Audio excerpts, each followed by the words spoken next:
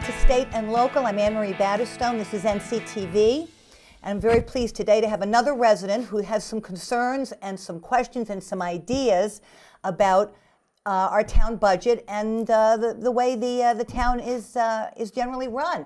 And so my guest is Tom Bellone, who is Hi. And he's gonna, and you're gonna, now just tell me, what was your, before you retired, what did you do? When you were in law? Yeah, I started off, I have a bachelor's degree in accounting, an MBA, and a JD. So I started off as a senior budget analyst at Children's Hospital and a senior financial analyst at Raytheon. And then I got my law degree, and I practiced contracts law for 35 years. And where did you go to law school? Suffolk Law School. I went nights because naturally you have to work during the day sometimes when you're married. And so I went nights 4 days a week. Well, that's what they do over there. That's what they do over there, and you get a great education over there. Oh, yeah. And I think it's a very high rate of passing the bar, unlike the ones that go to Harvard, I've heard. It is. It is. We actually work for a living over there, yeah. Right. So now, how long have you lived in town? I lived in town 6.5 years. You've been here 6.5 years? Oh, Yeah. since River's Edge opened. No, then. River's Edge actually opened 11 years ago. Really? Yeah, yeah. So we're like one of the newer ones. We came into phase 2, which was it was interesting. You know, you had construction around you, but it was really fun. And the people over at River's Edge are amazing people. We have a community, but it's called like a family. Oh. So, because one person takes care of another person over there. Oh, that's very nice. Yeah, yeah, it's a great place to live. So now, what have your observations been that you want to Yeah. talk about? What would you? Okay. I know you've been to a lot of the meetings. I've seen you at the meetings. Yeah. Ed comes to the meetings. Ed's been on, and I have a couple others there. I'm going to try to snag in. Yeah. Well, first of all,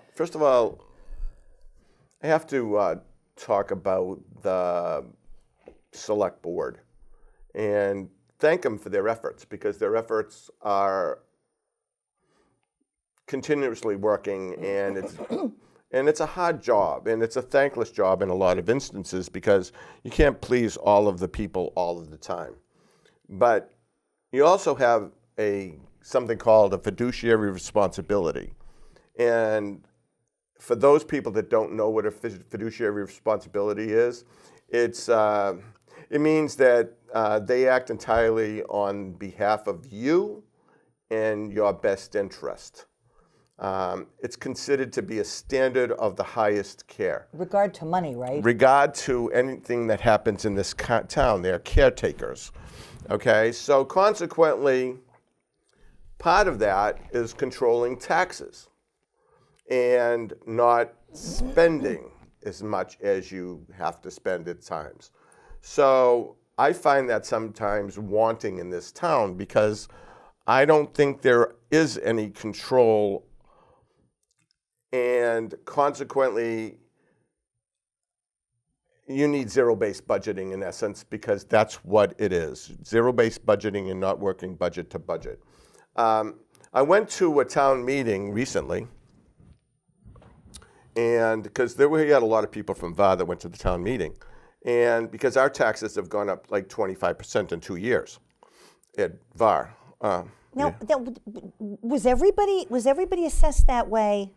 Well, not everybody. Because the assessment process is somewhat suspect in the fact that some properties are valued 10% lower, some 10% higher.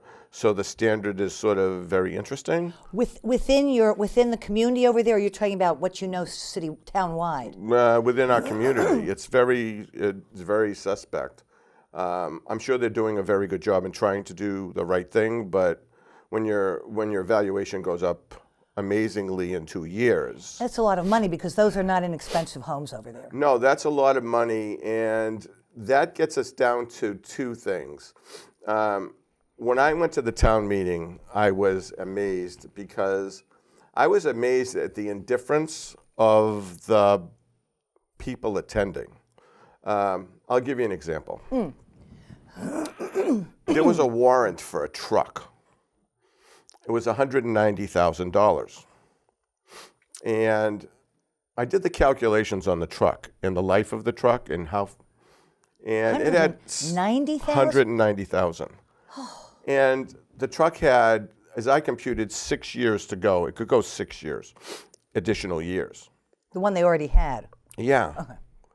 And they said, oh, well, no, it's in need of repair. And I went, and I said to myself, as I got up to the stand, then why don't you repair it if it's got 6 years left? Well, no, because it's not in good shape.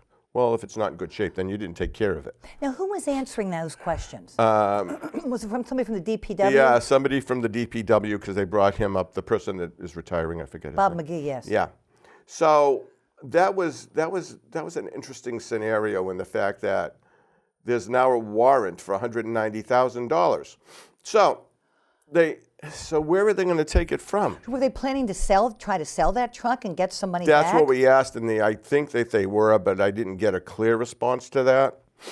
But the interesting part that everybody should know in this town that I don't think they get the idea of is free cash. They're going to, don't you wish you had free cash? Don't you wish you had free cash? You have your budgets and you have your family and you live within your means. And nobody's going to say to you, hey, that's okay, you want a car? We'll take it out of free cash. Is that a euphemism for slush fund? It's a euphemism, I believe, for something that this town gathers from taxes that they didn't predict, they didn't project, and consequently, they call it free cash.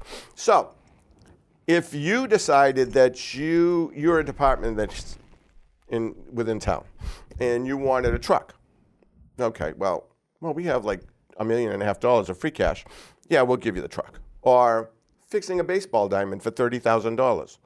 Okay, no problem. We take it out of free cash.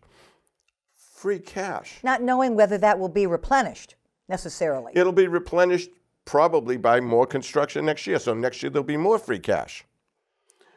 The bottom line to it is if you've got free cash, this town has free cash, then give it to the people.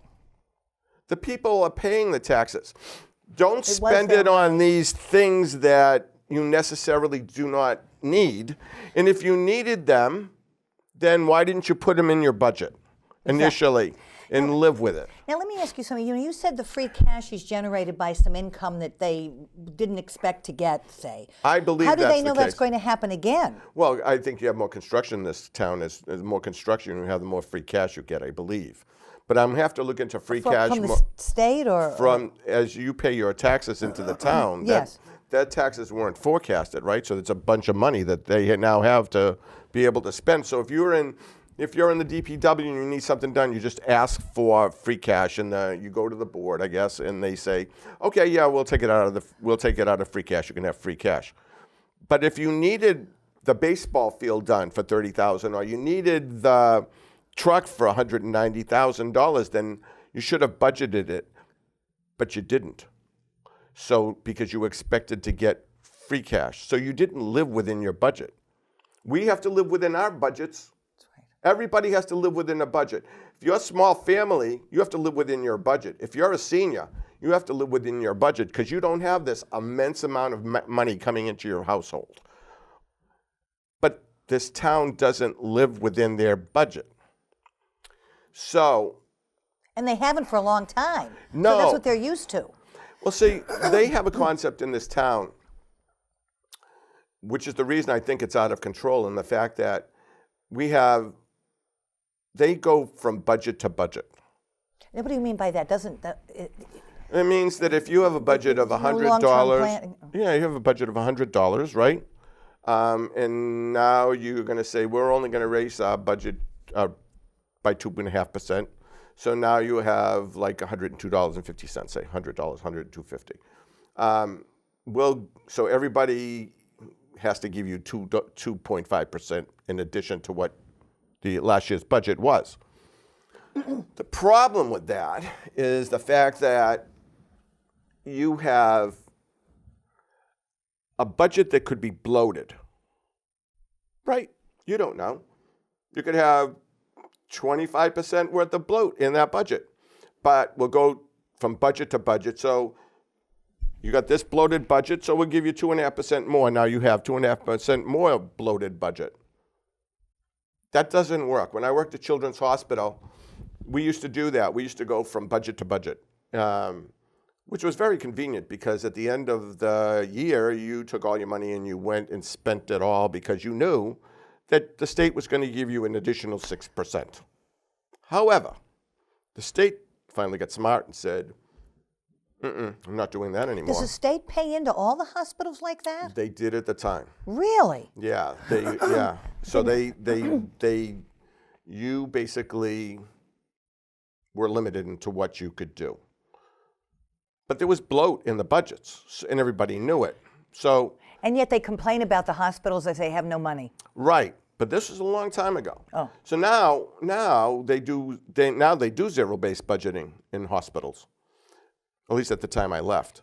But this town has zero, they go from budget to budget. So basically if all of these community, DPW, et cetera, have a lot of bloat in it, well, then they're gonna have bloat in it plus 2.5% next year. So we have to do something called zero-based budgeting. And zero-based budgeting is where you have to, I'll give you a definition of zero-based budgeting. Basically, zero-based budgeting is when you go from, you take what you can establish in expenses, right? And you build.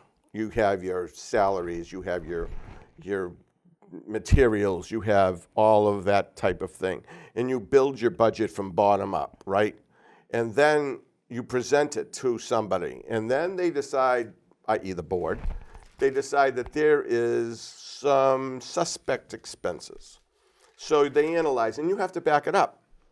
And if you can't back it up, it goes away. Right.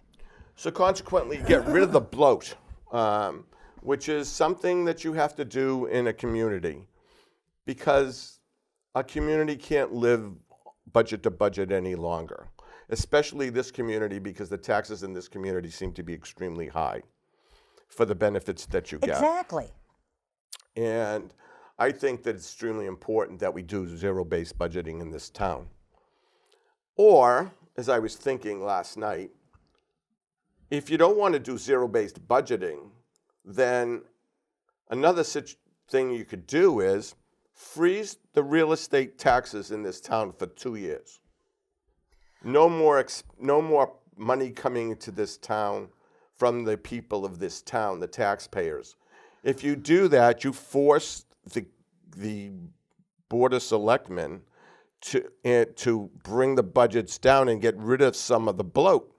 Because if the revenue is frozen, the rest of it has to be adjusted. You know, one of the towns around here has frozen. And maybe it's new, maybe it was new construction. Was it Franklin? No, not or was it Millis? That it was something that they, decided enough is enough and they froze either. Yeah. You have one of two ways of taking care of the situation. Zero-based budget, right? Or freeze taxes for 2 years. If you freeze taxes for 2 years, spending has to be adjusted. And that's one way of forcing it. But you just can't keep on going from budget to budget, maintain the bloat of the community, because the taxpayers, you, me, families with kids can't afford to live within the tax ranges that they're proposing in this town with no control. Now, I wonder if they're thinking with all of these developments coming in, that they're going to have all that money coming in. More free cash. Right? But at the same time, they use the services. Yeah. So does it wash? I mean, I don't know. Does anybody know that? I don't think anybody knows that. But I know what they want in this town is business as usual. And you can't have business as usual in this town any longer. See, now in the case of your place over there, you're not using, unless somebody's grandchildren come to live with them, you're not using the schools. Nope. We don't have snow plowing, snow removal. We do it ourselves. Right. We have our own water plant. We do that Oh, you ourselves. do? Yeah, we do. And we have our own well system. Now, what is your water rate then? It's not set by the town? Yeah, we a water How does rate that set by work? the town on the water that comes into your faucet, but we have a well that we have as well For for our community the grounds or? for the grounds. Uh-huh. Yeah. So, but we get no, but see the point I'm trying to make is I'm not trying to deal with VAR, even though What we is have that? a village at River's Edge. That's what you call it? That's what I call it. You Why can is call it VAR if you want to. VARE. Oh, okay, all right. But I'm not talking about us in particular. You know, I was on the board of our condo, and I was the treasurer Here or elsewhere? right here at the VAR. Here, yeah. And what you have to consider when you're doing this, our board is a very good board, right? But you got to take into account not you. You take into account the community. It might not be good for you, but it's good for the people in the community, That's just it. right? Right. And consequently, this town has to consider the people in the community, not the departments. Their friends and the different. Their friends, the departments. I'm going to get in trouble for saying that, but I mean, let's be real. Let's be real. It's an important thing. So, I think it's a travesty in this town that Now, there's another thing way about that business is handled. that maybe you can, because we've got about 10 minutes left. Yeah. And time flies when you're. it does. But maybe another time you can, and I don't know if you're very familiar with this, but I understand that and this was something that Ed Haddad had talked Yep. about, with the people on the advisory board Yep. who are not necessarily money people, Right. that it goes to them first, Yep.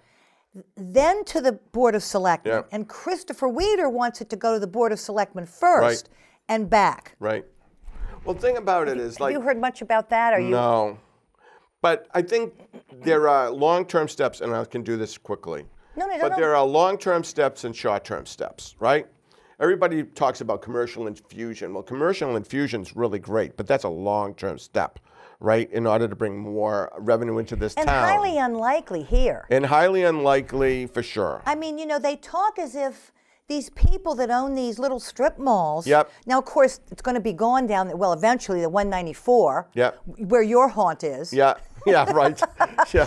I mean, they think people are just going to say, okay, and when you've got it, somebody has to buy that property from them. That's right. That's right. And are they going to give it up? Maybe they like having that, income. I don't know. I mean, but you can't just say we're just going to do this No. because you've got to have a place. And you've got to have a place, and then you have to. Long term's not going to work right away, so you have to have short term plans. So my short term plans are: number one, zero-based budgeting or freeze taxes for 2 years. That get rid of bloated budgets, right? You have other methods such as Now, let me interrupt you. Sure. How can they know whether what is reported to them? I mean, I'm cynical. How do they know that something that's reported to them as necessary or not necessary is actually the case? I don't know. It's all subjective, I guess. I mean, Yeah. But then again, you can establish things like a better approach to purchasing, right? Establish qualified vendor lists. This is things I used to do. Establish master agreements. Establish competitive bidding. Establish a contractual process to overview contract jobs, such as the police station that went over $3 million. I said I was a contracts attorney for 35 years. I never had that happen in my life. If you get competent people negotiating contracts with a statement of works that's specific, that's reviewed by everybody, i.e. on the select board, and have a project manager in charge, well, that's it. then you shouldn't have an issue. Well, that you is- have to have appropriate people. If you're going to have a purchasing system in this town, then get somebody that knows how to purchase and establish things to reduce cost. You can even outsource. Outsource is a dirty word in a lot of places, but not in my world, because I used to live in an outsourcing world. So whereas you might have something's being done now by the city, and you can get it done a lot cheaper by somebody on the outside, then you go on the outside. Well, we have the town manager. I don't know if he's involved in that or not. Because, we didn't have, when I first came, I don't believe we had a town manager. Yep. And, even if it means, well, we already have him in place, but even if it means hiring somebody else as a consultant, you would still save the money. You would save, when I worked at Raytheon, we had a cost reduction program where you negotiated contracts, and you negotiated them down to what the government gave you. And it was a difficult process in negotiating, but that's what you did. You were an expert in negotiating, which I've done for a long time. In this town, I think there may not be that expertise to bring money down. So consequently, that's what happens when you don't have the expertise in a specific area. Purchasing is very, very important. I think that you need somebody with expertise in that area. And then one thing that I can't emphasize this more, the people in this town had better learn how to say no. Because just because you go to a town meeting and you see a warrant, and just because a select board says, this is what we think, you have a voice. If you don't think you need it, then just don't arbitrarily say yes, because that's not what you're there for. No. You're there to basically protect yourselves and the people in this town. And you can't do that if you remain silent. When we went to the meeting, there were 4 of us that said no to a lot of things. One person brought up an issue about chemicals in a particular area, in water. And they didn't have the answer, did they? They didn't have the answer, and the warrant passed. And she just wanted it tested before anything was done, and they decided they didn't want to do that. All the people said, yay. Well, think. You're not there just to rub a stamp. You're there to stop things from happening. And I think that's what, to me, I had great dismay about that. There's tough decisions that have to be made ahead, right? You need the right people to make those tough decisions. You just can't have business as usual. Well, I think there's, I go on that the Norfolk Facebook, and it's, there are people that come forward and criticize, but an awful lot of people, they just seem to want to believe that that they're living in paradise and nothing's wrong, and how dare you be so negative? Yeah, well, I will tell you something. For those people that want to hear or don't want to hear this, you're not living in paradise. This is beautiful town, wonderful town. If you want to keep this town that way, and you want to be able to live in this town at a fee that you can afford, then stand up and be counted, because you have to be. Do you think I like being on this television talking to you? Because I'm sure I'm not going to be a very popular person. However, I think it's something that has to be said. And I'm the one that decided to say it. And listen, we're just about out of time. Will you come back? Sure, if you want me to come back. Of course, because I think there's. You look like you've got some more notes here. Looks like there's more to say. More to say, and hopefully people listen. Hope springs eternal. That's all you can do. All you can do. But listen, thank you so much for coming on. Thank you for having me, and I appreciate it. Oh, I loved it. And thank you for watching, thank you for watching State, I started to say just saying. Thank you for watching State and Local. I'm Anne Marie Battistone. My guest was Tom Bellone, who lives at River's Edge, and with a lot of provocative comments and thoughts. So we'll be back another time, and thank you for watching. I'm Anne Marie Battistone.